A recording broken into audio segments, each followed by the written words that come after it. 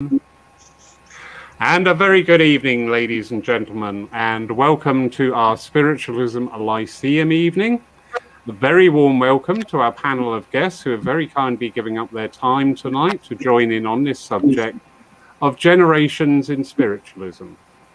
Sadly, Brian Robertson messaged earlier on today, he's feeling quite under the weather at the moment, so he has stepped back from this time. So we will send Brian all our healing thoughts and hope that he makes a quick recovery and be able to join us in the future sometime. So, without further ado, if we could start with the ladies first, please. Marion, a quick introduction from you to just let everybody know who you are. Okay, good evening. My name is Marion. I've been involved with spiritualism for 39 years.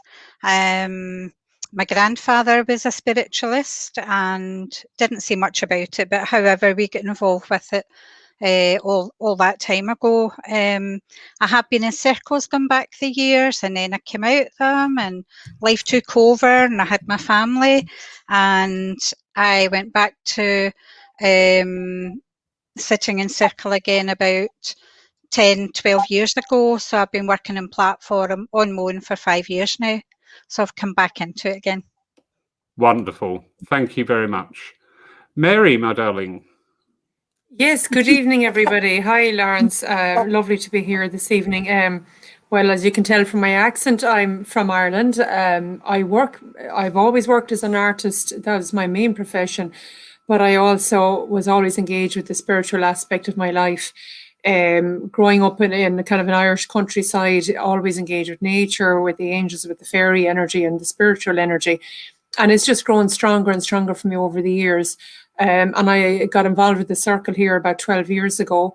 And that really brought up my kind of skills and connection to spirit. And again, like Marion just said there, you kind of dip in and you dip out, but eventually you're just pushed into it, really, like a spirit pushes you in to do this work.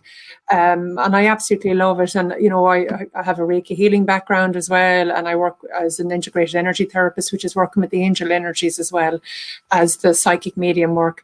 So I love it all. And it just, it's something that was always there humming in the background. But I think eventually you just have to engage with what your true nature is, and to allow the barriers to fall down and encourage other people that have that ability to really engage with it and to follow their heart, that it is a safe and beautiful way to communicate with spirit and to help heal other people and give information that maybe somebody may not have access to, but it could make a massive difference in their lives and, give enlightenment and healing and understanding for where they're at. So I'm in that place now, working more and more in this area and, we're very grateful to be part of this beautiful group. So thank you very much this evening to be here. I'm very, very happy. Thank you. Wonderful. Thank you, Mary. Ewan, sir. Hello. Well, as I say, my name's Ewan. I think I kind of started around about the age of 18, now being 50-something. And it, like the others have said, it was kind of spirit. I think kind of finds you. You have that way of finding people. So I think they kind of found me at the age of 18, and it probably wasn't something I'd ever planned or really thought of. Strange things used to happen growing up, odd things. There was, I can say there was an intuition. I had a love of the paranormal and still do. But I guess from the age of 18, it was the mediumship route that I really took and really kind of followed it ever since. And something I enjoy, and I think like the others have said as well, it's something that really doesn't leave you. It's a road that once you're on, you may dip in and out occasionally, but I do have this firm belief that road finds us again and we come back onto that road. So that's really kind of my story. Brilliant. Thank you, Ewan. Kyle, sir. Hi. Well, my name is Kyle Andersson, and my spiritual experiences started off at the age of 4, and when my ailment started at the age of 6. I've had spirit with me most of my life, like a lot of REM sleep status experiences, but also seeing them dream state and also in the rooms and the wind and all the paranormal things. So unfortunately at 16 I shut it out and left it a few years after an event, but by the time of 21 or 22 I was guided from spirit to be brought into the church for the first time, and that's from there I'm now a novice, learning the ways and nurturing the gift that's being blessed by God, and that's about it for now. Brilliant. Thank you very much, Carl. And last but by no means least, Jamie, who's very kindly stepped in at the 11th hour. Jamie, good evening. Good evening, and thank you for asking me, Lawrence. Yeah, well, I suppose I started getting interested in this when I was about 10 or 11, had the philosophy most of my life. I'm particularly interested in healing, when it works and when it doesn't. I'm interested in the nature of consciousness, and what the part within us that's spirit, or even divine. For my sins, I'm now president of the Exeter Spiritualist Centre. No, I love it. I'm not a medium, and that probably has sent me down the scientific route, which I think is incredibly important, because it potentially shows people that there is a scientific basis for all this as well. Yeah, well, I suppose that's about it. I don't want to waffle on too much, so yeah.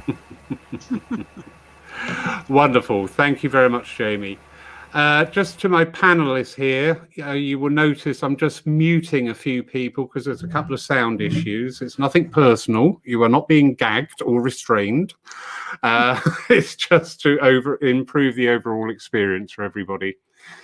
The generations in spirit, this is something I am so passionate about. I came into spiritualism at 1976 to the cry of, we've got to get the younger people in the churches. And here we are today in 2021, and we hear the same process going on about attracting.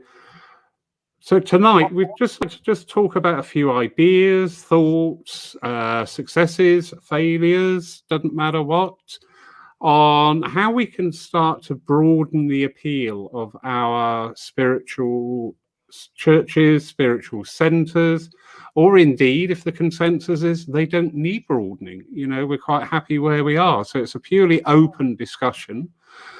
I'll start the ball rolling with the first topic of the evening and just say, do we think overall that there is a lack of appeal to certain generation groups in our spiritualist churches and centres? Who would like to kick off with that one? Marion? Yes, if that's okay to speak. I don't think there's an appeal for the younger people to come to the church.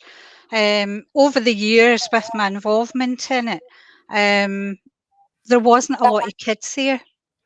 And I know in a few churches I've been involved with, a lot of the congregation didn't like children to be there, the younger children, because maybe they were too noisy and maybe they weren't able to hear their messages coming across. And there was a few people complained about it, and I thought, what a shame, because that's where you have to start. You've got to start when they're young, and the majority of churches don't have a lot of kids. I used to take my youngest son there, because I'm one of these people, it doesn't bother me what people say, and I took him on a regular basis, and that was fine. But at that particular time, my son was the only child there for a number of years. There was nobody else came, and I found that even till today, up until the times just now, still the same. There's very little children appear in church. And I think you've got to start from a young age. Yeah. And there is the knock-on effect of that. It's not only the children then that are absent from the church, it's the mums and dads. Yes. And Yes. also their experience of going to a church and being discouraged is quite a negative first impression to put out there. And Very much so. yeah. Anybody got any comments to say? Jamie and Ewan, if you just put your hands up, because brilliant. Thank you. I've got you on mute. There you go, Ewan. I think as well in our churches, of course, there are the regulations where children have got to be accompanied by parents. And if a medium goes to with a message, obviously the parents have got to be there as well. And I can understand the rights of that.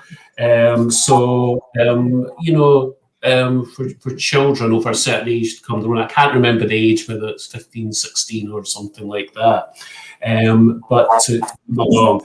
And I think the other thing about the churches as well is that when demonstrations are advertised, and I think this has always been the case for a number of years, if you advertise something as a psychic night, you will get the numbers along. If you advertise something as a demonstration of mediumship, it's not quite, it doesn't seem to be quite the same. And I often find that, so we're coming, before lockdown, I think that's why, demonstrations, psychic nights in the pubs and things up and down the country and halls and things would bring a lot of people. A demonstration of mediumship within a church and centre wouldn't as much. And, I do feel that's wrong. Mediumship gives us the chance to hear from our loved ones from spirit. And maybe, again, coming back to the younger generation that's trying to bring that message across. And I do have to say, I remember giving a reading to someone a few months back, and it was a young person. And she actually said, I really want to know about my own future. She said, and this was her word, she said, I don't know many dead people. Yeah. So yeah, that is a good point. Jamie and Mary have both got input here. So, Jamie, sir, if we go with you first, no offence, Mary. Okay, well, a couple of things there. I agree with the difficulty of the phrase demonstration and mediumship. There is a potential problem there in the legal side, because this is why we've always called it a demonstration of mediumship, because you have to put in demonstration, so that, because if you say it's a clairvoyant evening or a psychic evening, then you might I don't know, trace description, can you prove that it's that? I'm hoping that, well, of course, the phrase I'm just about to put out there will probably put more people off than the other, because it's probably, and more realistically, a demonstration of non-local consciousness. Because in certain cases, I feel the medium picks up on the energy of the person in the audience. And yes, they may well, and often do pick up probably more than normal, if you like. Well, you know what I'm trying to say. Pick up on real communication, but the point is that would be more scientifically correct. And I think the government is wanting us to say this is for entertainment purposes, and that's dreadful, because it's not for entertainment. It's for widening people's spiritual experience, for bringing them comfort. Yeah, the naming makes a difference, as you say. So I'll pass over to other people. Yeah, thank you, Jamie. And interestingly enough, on that mention there about this is for entertainment purposes only, we had Lynn Gibb-Diswartz on recently, and she took up on that mantle, and she had gone down the route of writing to MPs about that very phrasing. And the actual response was, and this is from government, that is not a requirement. That is just something that somebody somewhere has picked up upon, and it's a bit like an urban legend. It's suddenly become everybody's cup of tea. But Lynn, bless her heart, she was there and she was holding the letters up to the camera to enforce that point. But I digress. Lovely Mary, how are you, my darling? Very well, thank you, Lawrence. Yeah, no, I'd love to just back up exactly what Ewan and Jamie were saying there, and your reference there to the entertainment industry, because everything has to be so glam and glitz now, you know. And I know in Ireland, when there's any psychic fairs or psychic events, it is brought into a hotel where people buy tickets for quite a lot of money, and there's hundreds of people there, and it's really a circus, to be honest. And this spiritual aspect of being set in a church in Ireland isn't really a common phenomenon like it is in the UK. So it's more one-on-one, client to client. But I have to say, I do take a grave offence to that word, entertainment purposes only. I just find it's so insulting, and you see it in the backs of spiritual magazines, and it's just entertain, you know, for psychic chat lines and all of this. And it's always entertainment purposes. And I think that's very undermining to people who are really looking for genuine guidance and genuine care and genuine healing and genuine leadership.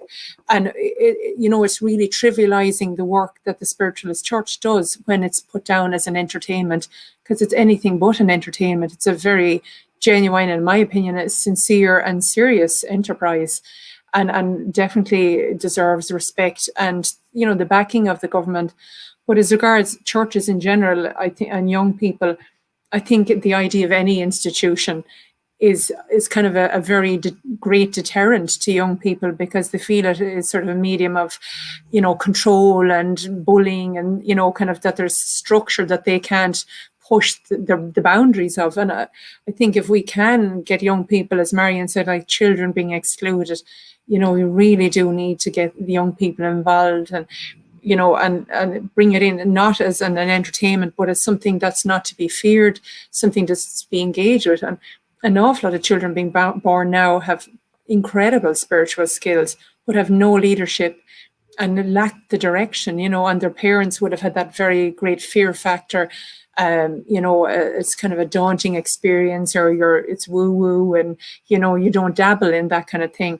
And it would be lovely that if it could be promoted in such a way that it's as natural as breathing to engage with spirit. It's as natural as thinking and as just general living, that it's part of your life, and is a wonderful tool to be used to heal and to grow and to change people's lives. But definitely addressing the entertainment aspect of it, I personally think it's quite offensive, really, and disrespectful. And it causes me great hurt and confusion when I hear it described like that, you know. So hopefully, you know, if people can get young people involved, even, you know, kind of creating a new organisation from the roots up to embrace the youth and bring on the young people, it would be wonderful. It'd be lovely to see that happening. Brilliant. And that leads very nicely into the next part of that topic, which we'll come to in a moment. A lot of people commenting. Thank you so much, everybody out there, for listening and attending. We have Denmark, America, Newfoundland, and all over the UK in the room tonight. So, yeah, I knew this topic would be very close to people's hearts. A few comments coming in here. Jackie Davis, I think some people won't take children to a spiritualist church for the fear of them getting frightened. That is a point of view. Tony Goswell, a lovely local medium, and has helped us at Paul enormously by chairing services. So personally love to have children in the church, but some of the older generations say they're unable to hear if you have a child speaks. I think that we have a good spread of ages, but young people need to live their lives and have life experiences to broaden their minds. Very fair point. Lovely Jack from Denmark. Refreshing. In Denmark, we are welcoming kids at the services. It seems like they become calm when in the energy. And in the end of the day, there is no disturbance, only energy. What a wonderful, and looking very dapper in your hat there, Jack. Thank you. Yeah, that's interesting. I find that fascinating that different cultural backgrounds give different results. So Jackie White, lovely Jackie White, who runs a couple of groups online and has given me a lift a couple of times, go and serve a church. So Jackie's all right in my book. And again, you know, even for my psychic suppers, I've been told by a friend of ours that we have to say it's for entertainment. I think that topic actually bears out a lot of investigation because, as I said, Lynn Gibbs Schwartz did pull out the letters from her MPs saying that is wrong. You know, there's something that's just been. We're seeing it at the moment, aren't we? With COVID restrictions, they're putting these out, all these guidelines, and people are reading it all totally differently. People are, you know, one energy, but coming up with a different excuse, different reason. So we have two hands up in the room. Kyle, we have not heard from you yet. Yeah, I just think it got missed when my hand were up. I want to go back to that entertainment purposes only. The thing is there, the churches have more protection in relation to the legislation, so it's good that you've told about the MP. But in the industry itself, the act of the Fraudulent Mediumship Act, which Sir Winston Churchill placed into place since Helen Duncan's case, was reappealed in 2008 and replaced by the Consumer Protection from Unfair Trading Regulations. And that did state in the act of asking if your clients are vulnerable, stating it's a scientific experiment or for entertainment purposes only. So outside of the churches, it's more of a minefield with things like that. But in the churches, but the question really is does anyone have like any worries with if that ever came onto the churches? Because spiritualism as a whole is a very unique religion. Good point. And I do like that phrase. I'm a lot more comfortable saying this is for scientific purposes. I think that's a great phrase to say. Ewan, sir. Yes, it was two quick points. And one, we're talking about Parliament there. And in days gone by, I mean, Parliament has various groups set up within it, all party parliamentary groups and cross sections and things. And there was actually one on spiritualism going back. In years gone by, that's my wee dog here. But there was one on spiritualism going back. And I agreed with Tony as well when he was talking about children broadening their experience and life experience here. And I think that's something that's happening, because I think going back to certainly my generation when we were young, and naturally parents want to protect their children. Death is not a pleasant subject. It isn't. And it's very much protecting, it's hushed. I mean, I remember the days of going to visit an aunt, and it was very much, don't mention your uncle. Well, why not? But these days, I think, have kind of changed quite largely as that folk are starting to talk about life and death and folk dying, especially to children of a younger age. So I'm hoping, and I believe that certainly, you know, it's much more, parents and folk are much more easy talking to their children and everything. So it might be again that interest is sparked, that interest comes in, and we spoke about science, with science looking at things and looking at, you know, near-death experiences and all these investigations and everything. You know, science used to flatly say no. But now it's almost like, I think someone put it, it's like the believers and the skeptics are almost coming out into this no man's land and having this little bit of a football game, so to speak. So we're kind of addressing it, and I think that's good. Brilliant. You read, Jamie. I knew you put your hand up there, Jamie.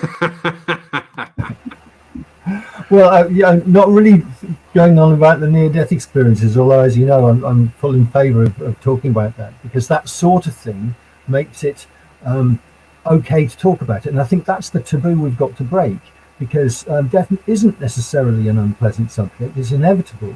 But if we could all just talk as if it is normal, because it is, and this is why we need children and young and all age ranges in, so that they can see and feel comfortable with it. So, you know, the big question and the big task is, how do we attract more young people, and how do we break this taboo? And as no doubt there are loads of people listening in and watching it, you know, their comments might be really helpful in those circumstances. So I'll shut up again. No, that's fine. Thank you, Jamie. Mary, my darling, Where are you? There you are. But to follow through there on what Jamie and Ewan were saying about involving children, and just the earlier remark there, somebody was saying about children being frightened. But actually, I don't think we give children enough credit for just how smart they are. My son could see spirit at the age of 2, and he was very au fait with it, very comfortable with it. And most children can see spirit.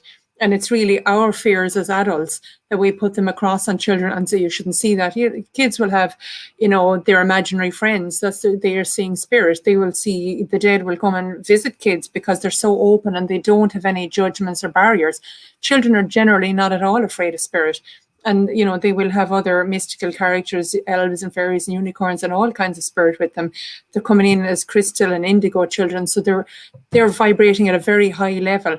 So it's us as adults have to actually engage with the children's spirit and keep it open and keep it normal and keep it natural and allow children to have the channel to express themselves and not put our fears and our worries and say, oh, you didn't see it, and that's just your imaginary friend, when actually they are seeing spirit.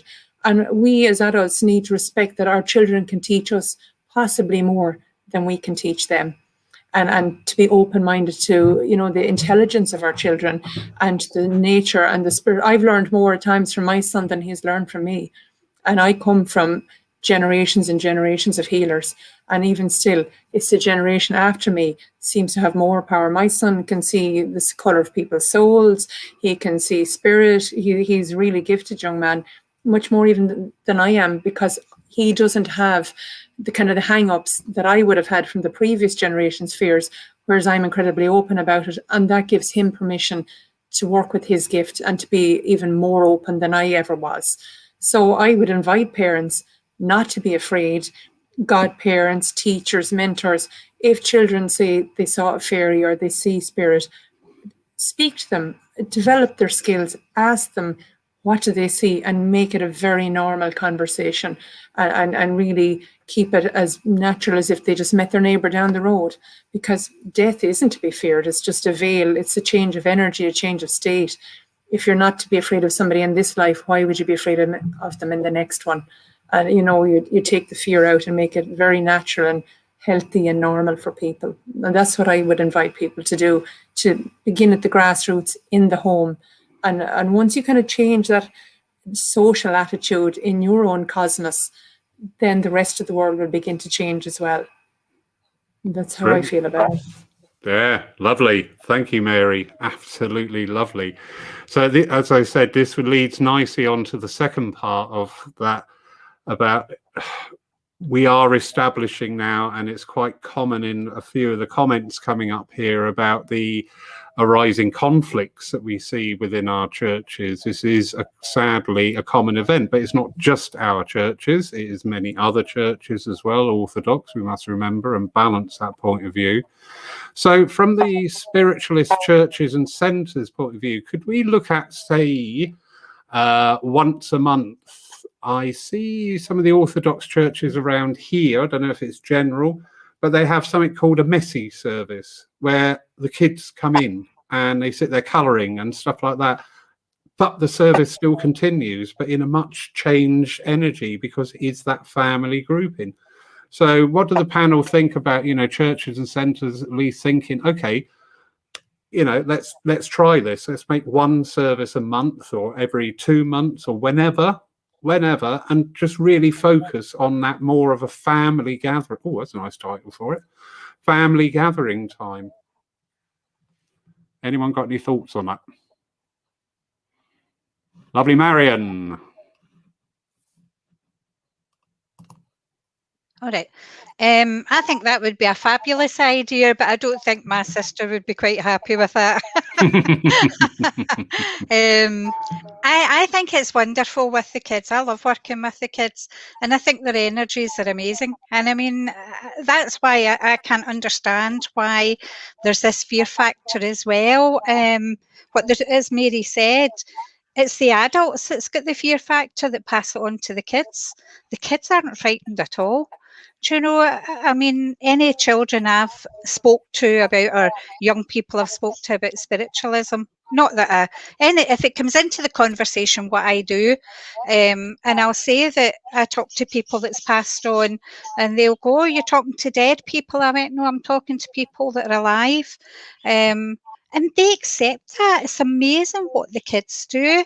And can I also mention that at this present time, in the secondary schools, the kids are taking an interest in spiritualism, but they're looking at the crystals and they're looking at the tarot cards and all that. I know that's kind of deviating a wee bit, but there's an awakening at this present time with the teenagers. And if we could only get them into the churches, whereas they're doing it online, everything's online. But I just think the kids' energy is fabulous, and I would love to be part of that. I would be down helping them colouring in and drawing anyway. but yeah, I can't, and I don't want to sound negative. I can't see it happening in our church, to be honest with you.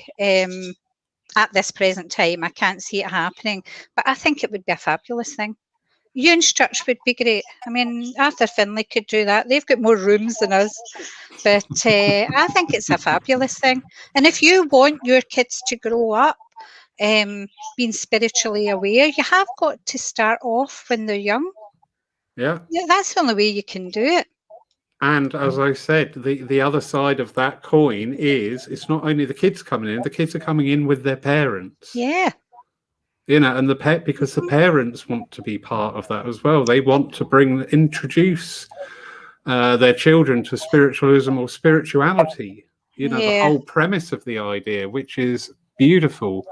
One of the current trending hashtags on Instagram, because I'm getting right into this stuff now, is spirituality. And there's something like 18.5 million posts about it. Mm-hmm. So, you know, yeah, people are into that. I think going back to when I first started, I didn't know a lot about it, even although my papa was involved in it. And it all boils down to the fact that children were seen and not heard. So basically nobody discussed anything in front of us children, whereas nowadays it's different. As Mary said, the kids can tell you an awful lot. And I think that's where we've got to change as adults. I think the problems lie with us. Yeah. You can shoot me down in flames if you like, but I really do think the problems lie with the adults.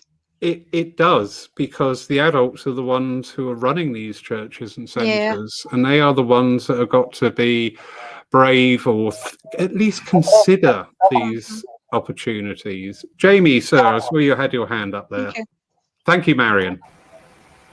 Well, I think there are various issues going on here, really, because if you look at a traditional spiritualist service, it's essentially based upon a church service, perhaps, I don't know, 50 years ago. If you then look at the effects that happen to people who do have near-death experiences, generally speaking, they turn away from Orthodox religion. They do become more spiritual. Therefore, perhaps we ought to be taking those things into consideration, because with youngsters being spiritual, they don't want to go and sing rigid hymns. Now, you've got a dilemma, because the older generation, the generation that have been so used to coming in, are going to be upset if you change the service. But the future has to be for the younger children. It's almost as if we need to be... Okay, mediumship pulls people in, so that's got to be a core activity, and that's really why they're there. But it doesn't have to be the only activity, and it's almost as if we ought to be doing the religious side as a sort of byproduct of doing spiritual things. What I've always wanted to aim at, but haven't got anywhere near it yet because we don't have enough volunteers, is actually to have a centre that does spiritualist things, looks after people spiritually. Looks after people physically, you know, if you could have the funding coming in from members or wherever donors, you know, so if you actually start to lead by example and do spiritual things and have mediumship and do meditation and development groups. There was a thing on Netflix, I've forgotten the name because I'm not prepared for this meeting, but it's something like Supernature,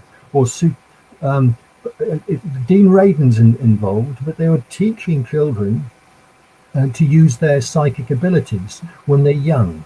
And you see, that's the whole point. We are getting meditation in schools, but it's the start. So it's really hopeful. But, this is what we need to be doing, getting young children who haven't had this educated out of them, helping to develop their abilities.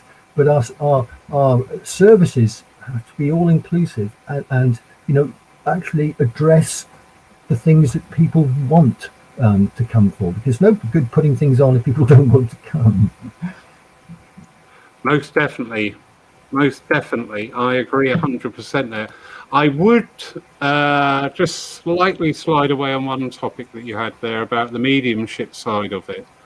I would, here at Paul, we will be starting doing a healing service to replace one of the mediumistic services, because my feeling, my thoughts, and if the committee are here listening and they want to kick me out, please do, is going forward that I want to actually try and pull away from this non-stop mediumship display that we are seeing. It's mediumship is one aspect on the hand of spiritualism, but that's the only finger that we keep showing. I think there is more scope, and linking in with, what did I call it, the family gathering thought. Would you need mediumship in as part of that sort of service when it is a family time of coming together, of having some philosophy, some education, some of the background to spiritualism, different aspects of spirituality being talked about? Because we're coming out into a world now where everybody's had their mortality shaken. And a lot of people now are just sort of like not where they were 2 years ago. 2 years ago, we didn't think about it. We just got up, worked, ate, drank, went back to bed and repeated. But we're coming out now into a time where people's mortality, the whole essence, the very meaning of life itself, is raising questions. And I don't believe that those questions will be answered by offering just a non-stop message go round, which is what I call it. And I'm not being disparaging. Mediumship is vital, is very important, but it is one part of our wonderful understanding. Ewan, sir, shoot me down in flames, please do.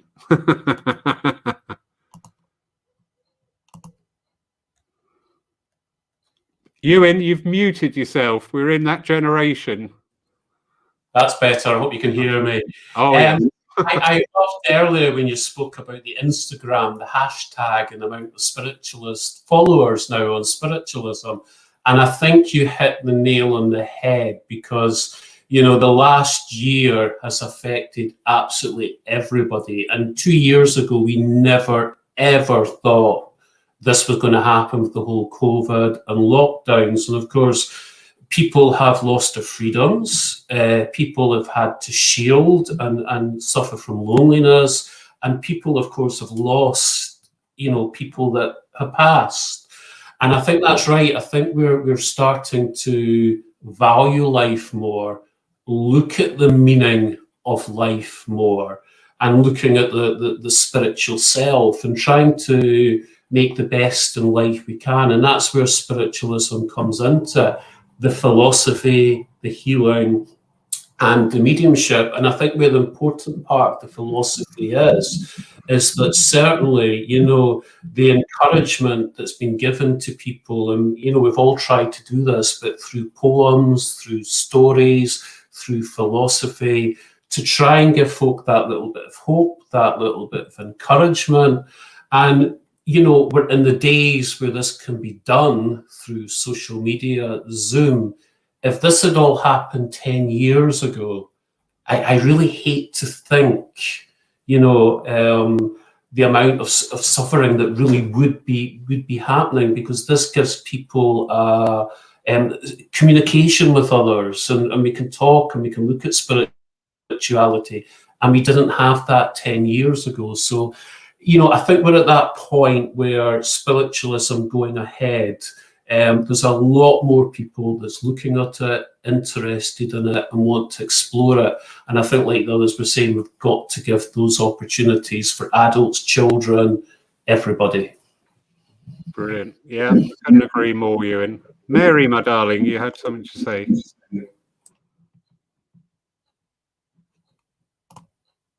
Really in reference to a very holistic approach to spiritualism, that it's not just, as you say, in mediumship, but it's actually a whole way of life, and it's a mindset.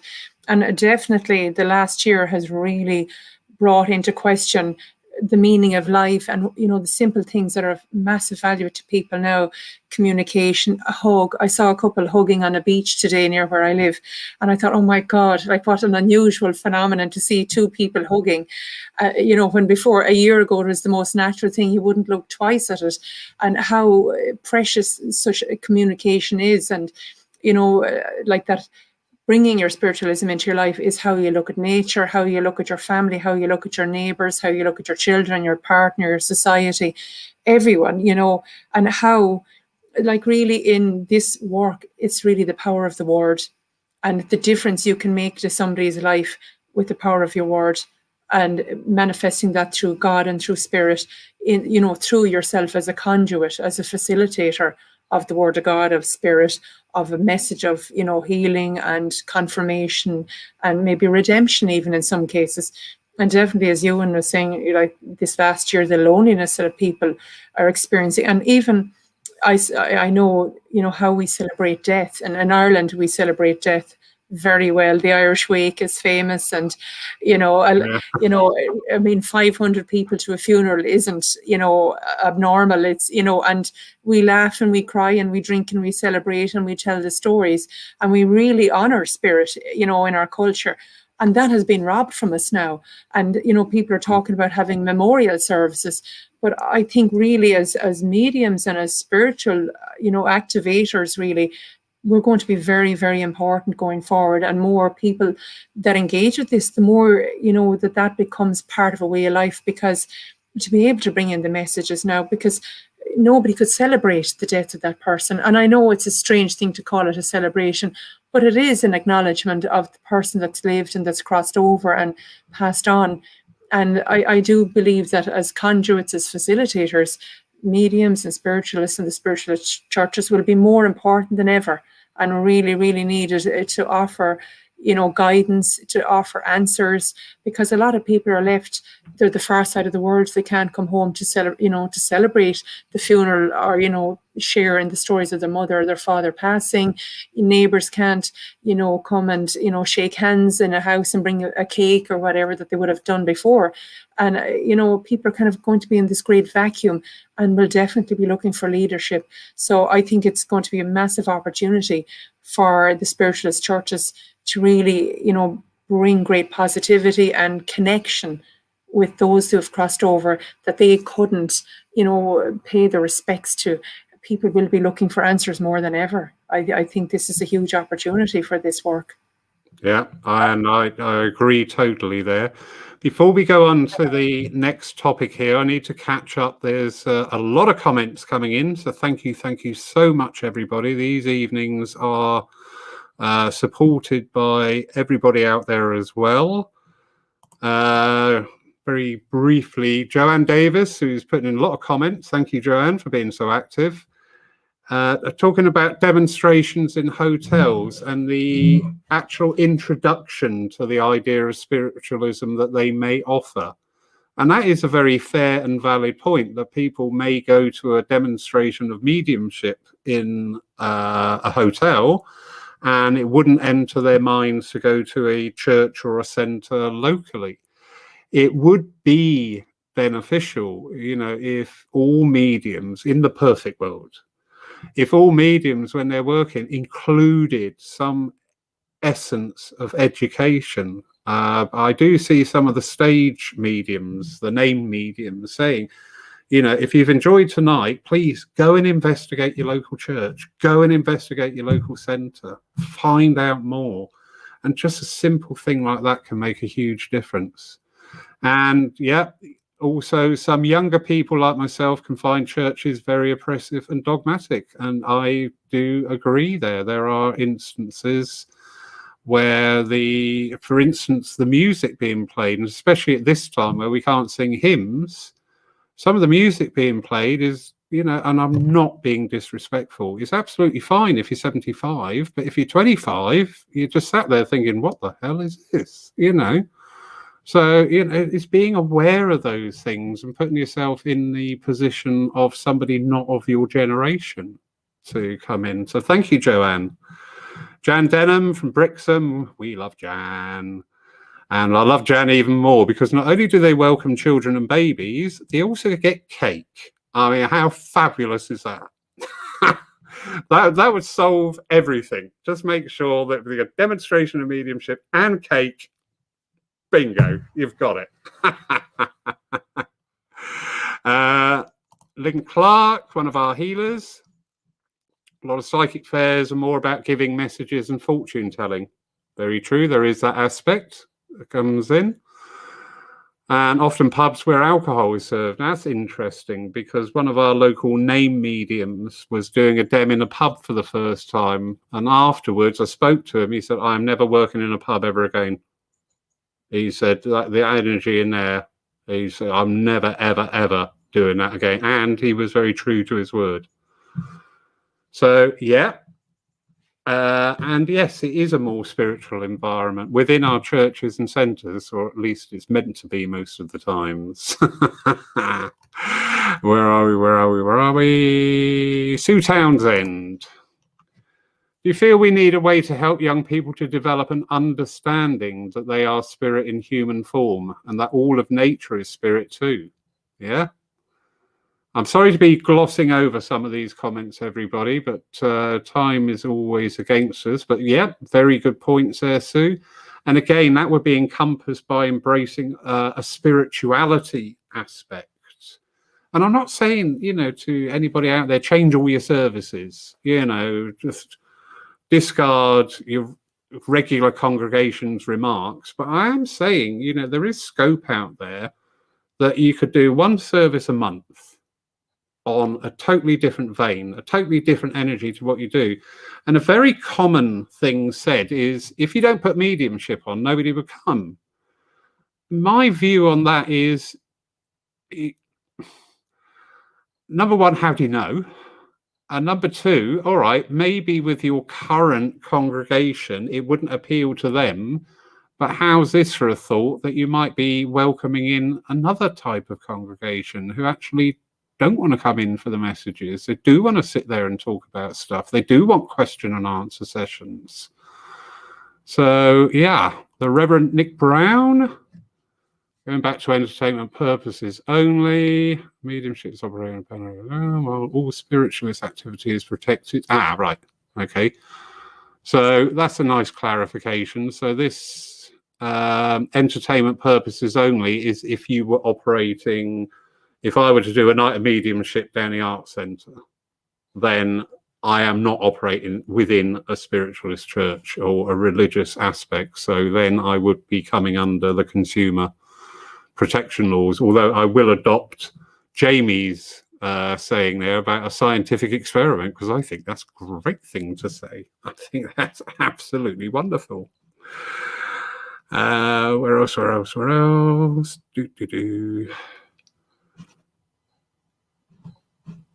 Right. Yes, so thank you, everybody. Apologies if I've missed any of your comments. But as you can see, the time is against us. Joanne Davis here is saying about as a working medium then, Joanne, thank you. She's saying she serves churches. And sadly, many people do not want philosophy, including the presidents, as the philosophy it is often offered is often poor. Now, that's quite an interesting angle on things, definitely. But that brings us nicely into our next element of tonight. Do you know what? I think I've created a monster here because these nights really need to go on because there is just so much to talk about. But the other aspect I would like to get in tonight is the online, the virtual experience of our movement and how we've experienced that in the last year and the continuation of it. So, Kyle, would you like to chip in there, please?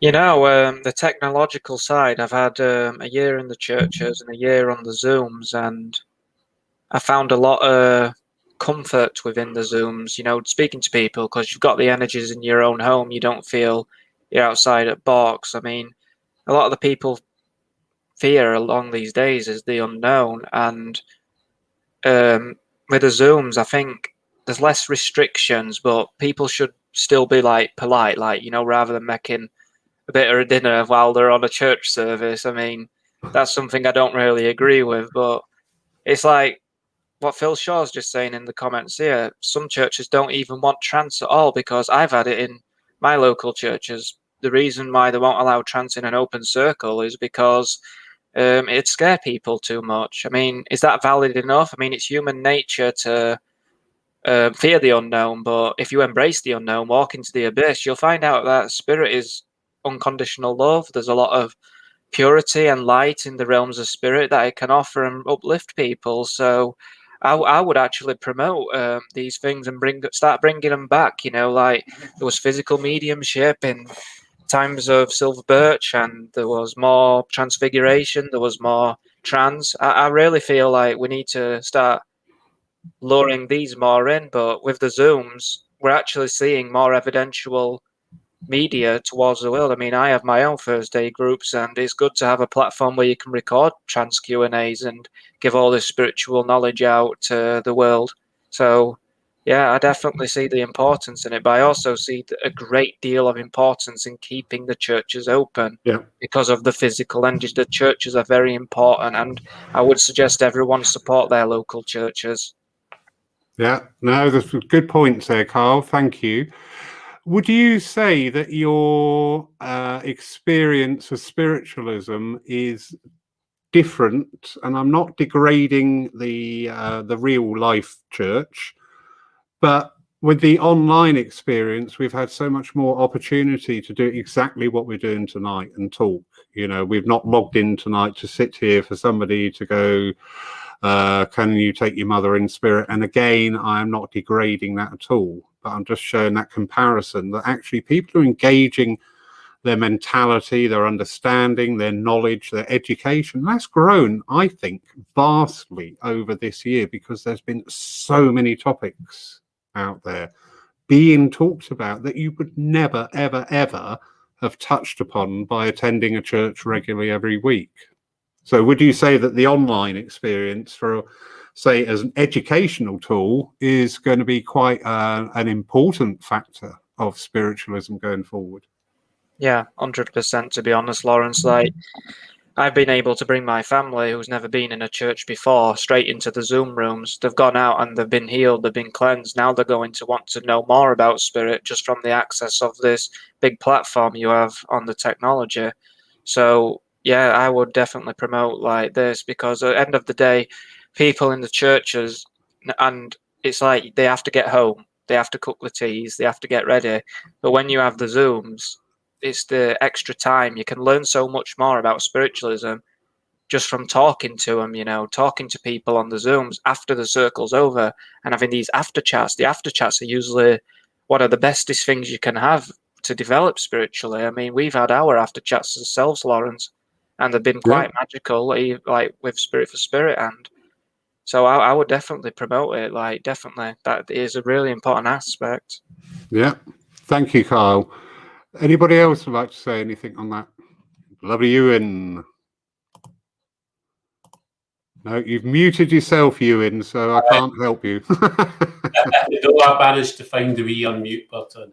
Yeah, I think at the moment, and the Zoom and everything, we are reaching an audience, and an audience, many people are not near a church, not near a centre.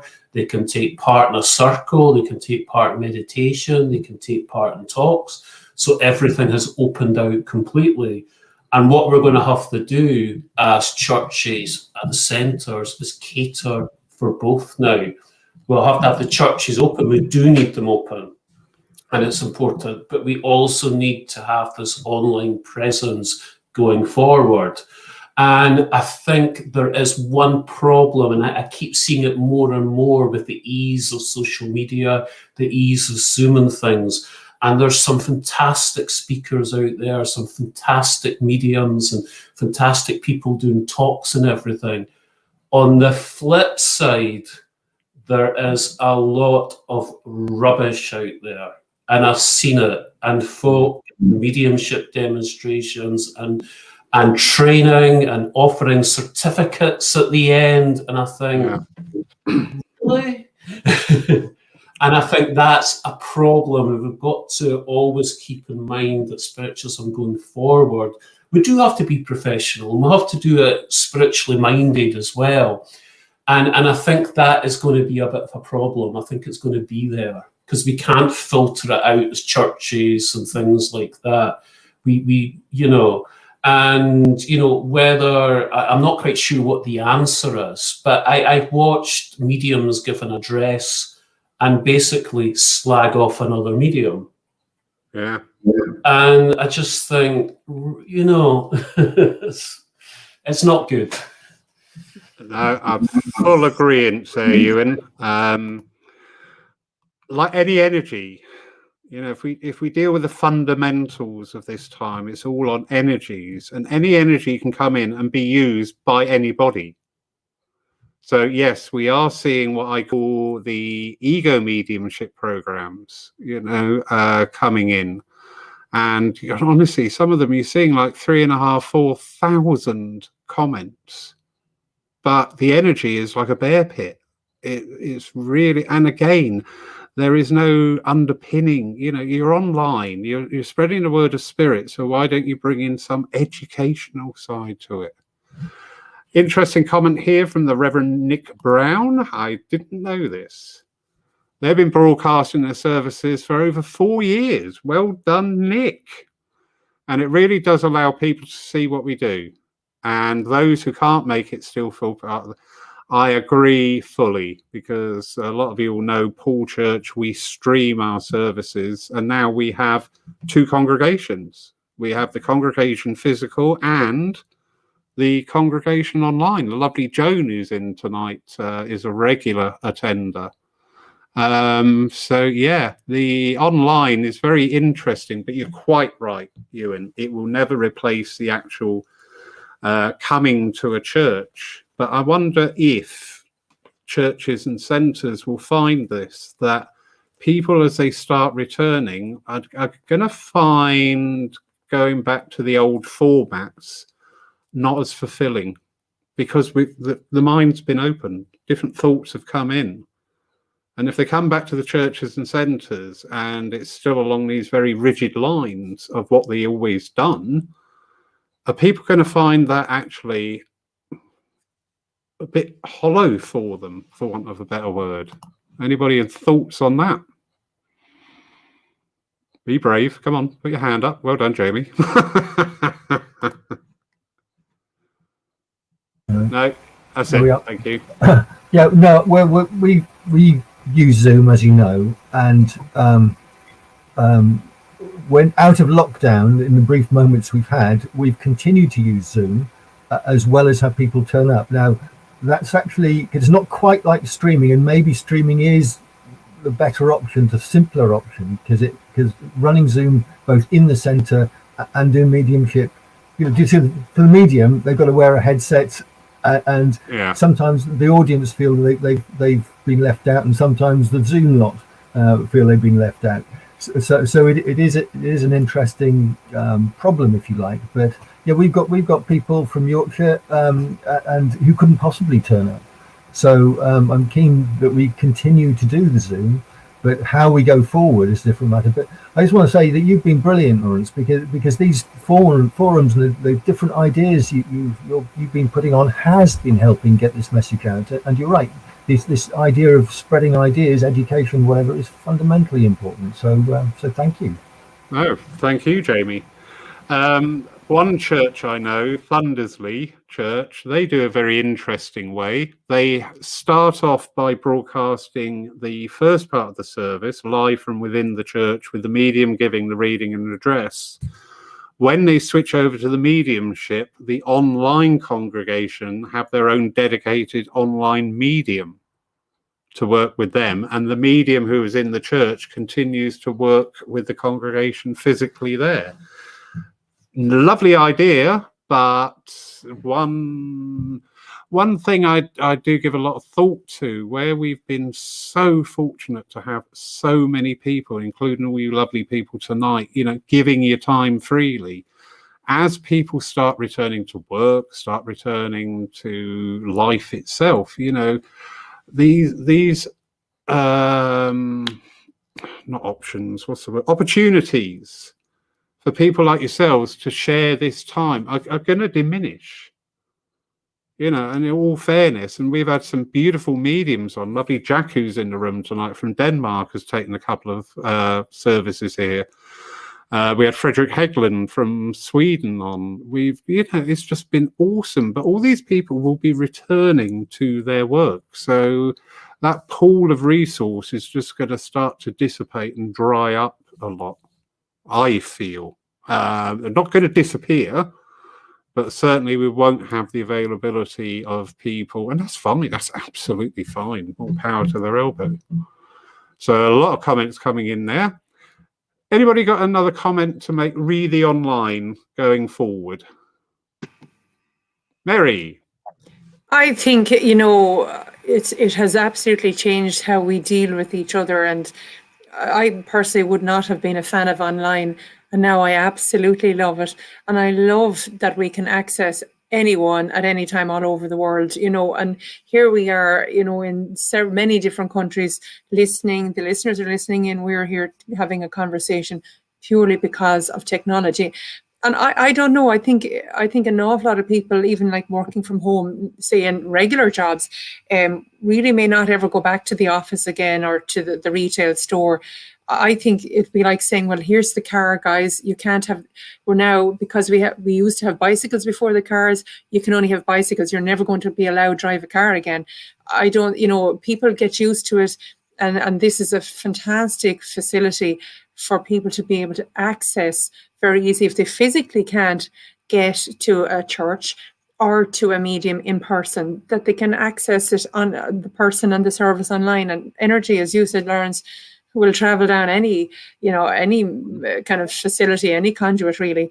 So I don't see it going away. I think it'll actually make it very, very accessible. And as Kyle was saying earlier, especially for younger people, where online living is really where they're at. Their technical world is where they live, breathe, and exist.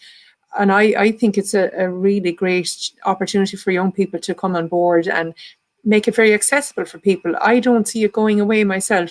Maybe for some of the older mediums who prefer the one-on-one, but I think anyone coming up along really will love just to stay online. And the thing with being online is you can be anywhere in the world and still offer wonderful service. Anywhere from a beach or the top of a mountain, if you have Wi-Fi, or your bedroom or your office.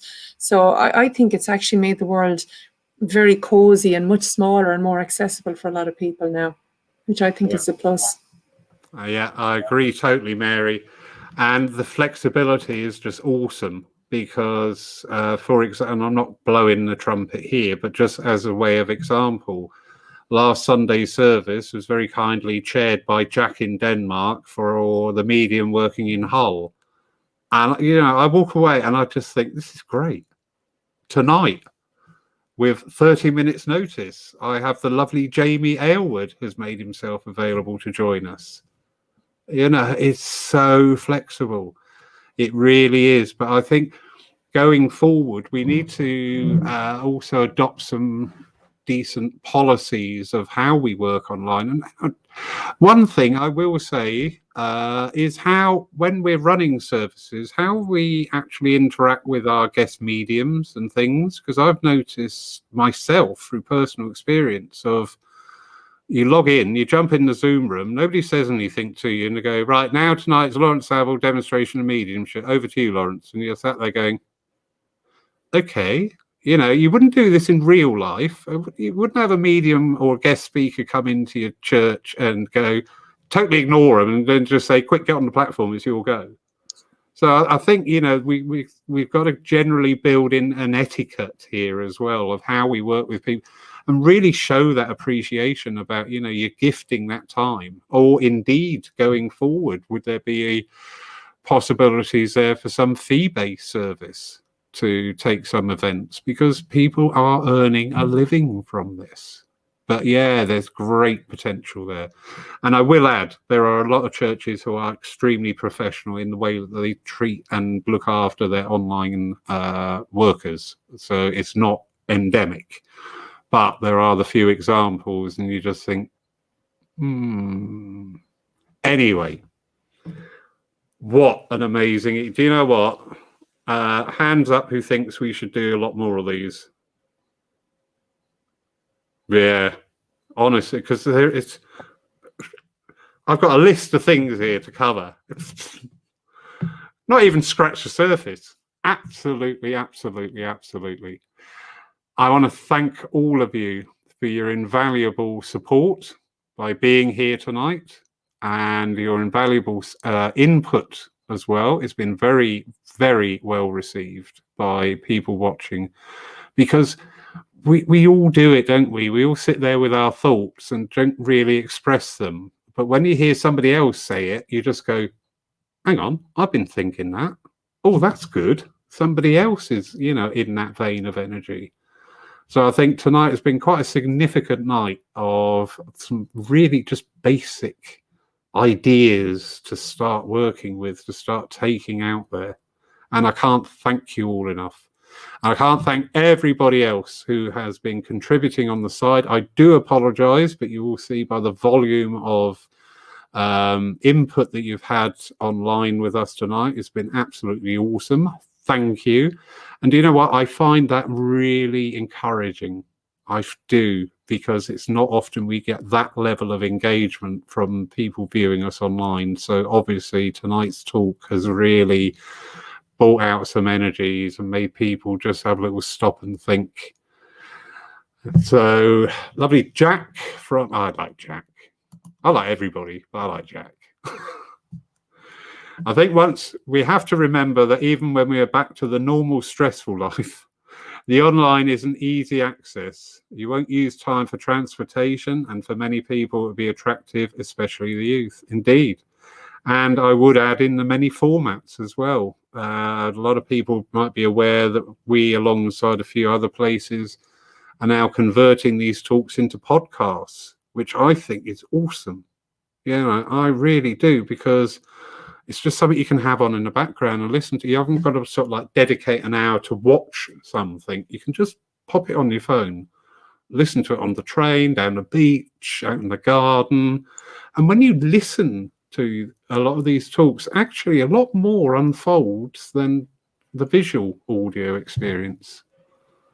So yeah, what a great night. I'm so happy. Thank you, everybody. Mary, thank you. Marion, thank you. Ewan, thank you. Kyle, thank you. Jamie, thank you, thank you, thank you. Apologies to your meditation group. I'm sure it all went well, but thank you for stepping in at the last minute there. Thank you too to everybody out there. I really hope that tonight has stimulated thought and given you ideas and things to take away. Little seeds, I think, have been planted tonight, in all fairness. So thank you all. Have a pleasant evening, everybody, and a very good night to you.